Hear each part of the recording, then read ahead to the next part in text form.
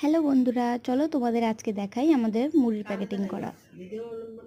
প্রথমে মুড়ির বস্তা থেকে মুড়ি নিচে ঢেলে তারপরে এইভাবে প্যাকেটে ভরে মেপে নেওয়া হয়। একটা একটা করে প্যাকেট মেপে এরকম করে সাজিয়ে রাখা হয়।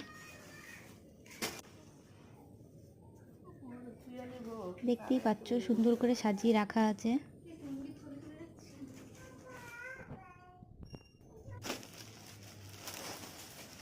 এরপর আমি মুড়ির প্যাকেট কটা সব ঝেলে এক সাইডে রেখে দেবো, তারপরে মুড়ির প্যাকেটিং হয়ে যাবে। আর এটা কিন্তু আমাদের ব্যবসা, এই ব্যবসা করেই আমাদের সংসারটা চলে।